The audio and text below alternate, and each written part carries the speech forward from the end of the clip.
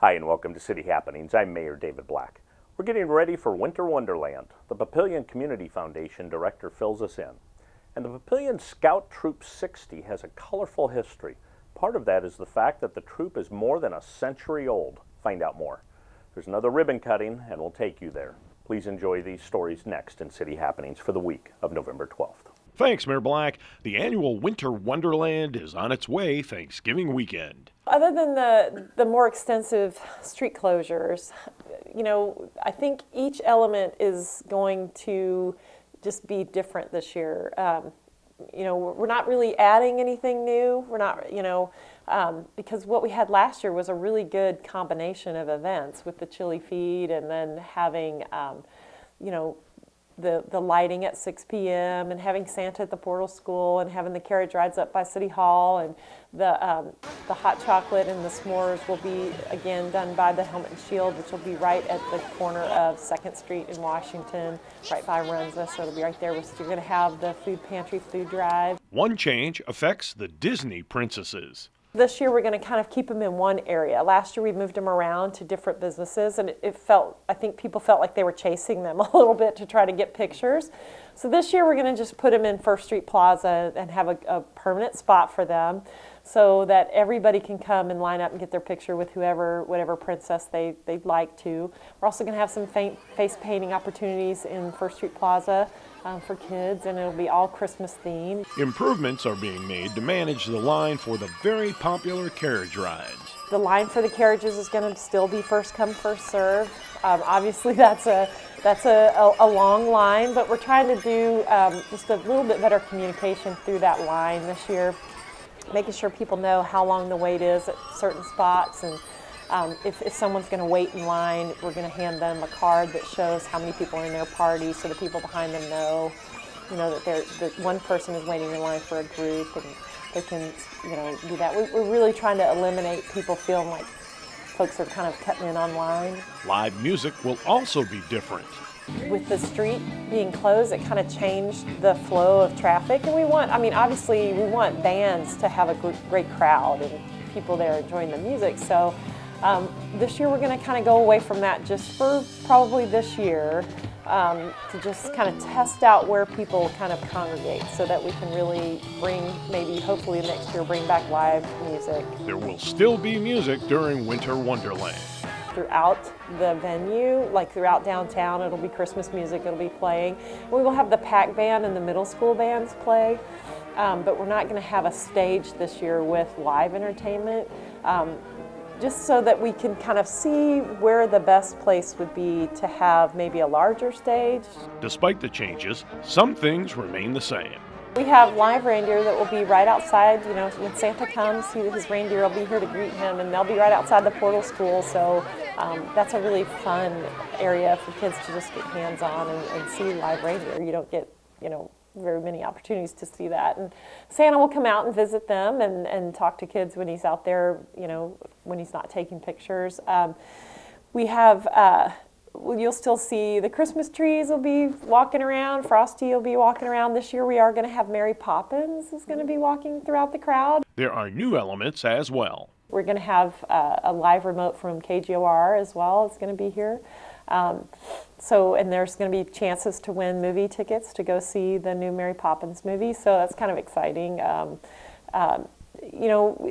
Just really trying to, we always have something new. I don't want to give up all the secrets, but because I want people to come and enjoy them. So we always have lots of special guests coming and are walking around the area. So we just encourage you to come down and enjoy the fun and see your neighbors. Papillion Scout Troop 60 is 104 years old.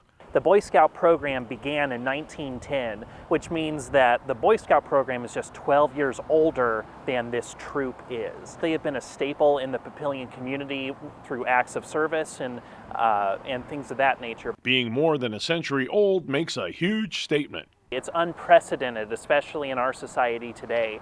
This is an opportunity for a community to wrap itself around a organization that really prides itself on community service and giving back to and just doing what they can to make better citizens and leaders for the community in the future. It's really an amazing thing. Thinking about the troop organization and leadership over the decades is astounding. It tells me that there is a lot of potential for these kiddos to have an outstanding atmosphere that we like to call a safe place to fail.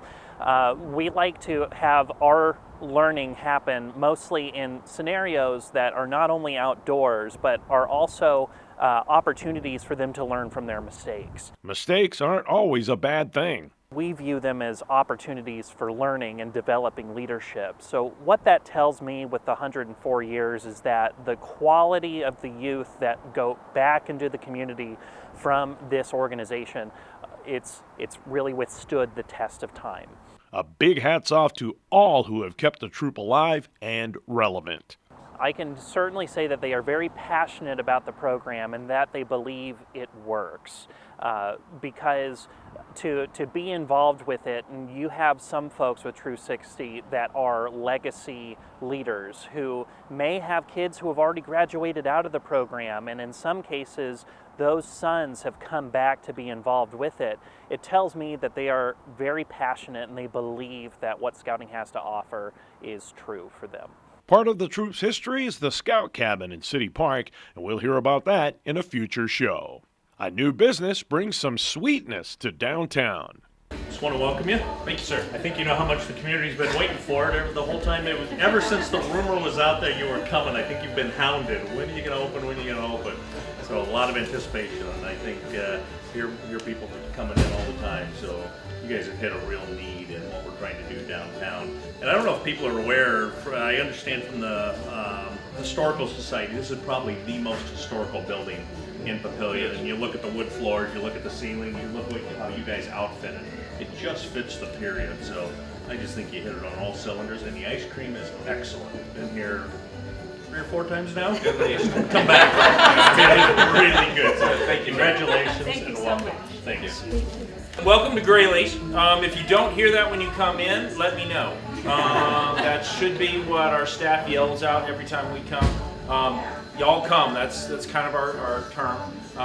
Graylee's, well, if you don't know, the Mayor Black kind of said it a little bit, but this was the original general store of the town. And H.A. Sanders started the general store here back in the 1870s, 80s. The church up here, that's up on the street, actually started upstairs. And so they used to have to climb the stairs like this every Sunday. And but the root cellar for the town was downstairs.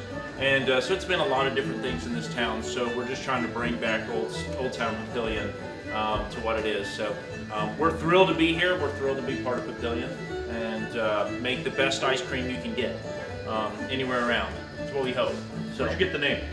Great, thank you. You can't get the wide enough shot probably, but Greg and Haley, so it's a smash up of their names, Graylee, and it's what we've been yelling at them since they were little to come, not when they were in trouble, but Graylee, come here. So it's just kind of stuck, and so it's a legacy for them as they move forward to turn over to them and then their children and their children. So we're really big into family, and as I understand it, Papillion is all about family. We've been voted how many times one of the best in the nation for families. So that's something exciting and why we wanted to be here. So thank you guys very much. 3, 2, 1. With Winter Wonderland on its way, the annual holiday luncheon isn't far behind. As we get closer, you'll hear more about it. There's a lot going on in Papillion and several ways to stay up to date. You can find us on Facebook, follow the City of Papillion on Twitter and Instagram, or watch our YouTube channel. Information about all of our departments and programs is available on our website. For more about Papillion, go to www.papillion.org or just call the Mayor's Hotline at 402-827-1111. Thanks for watching.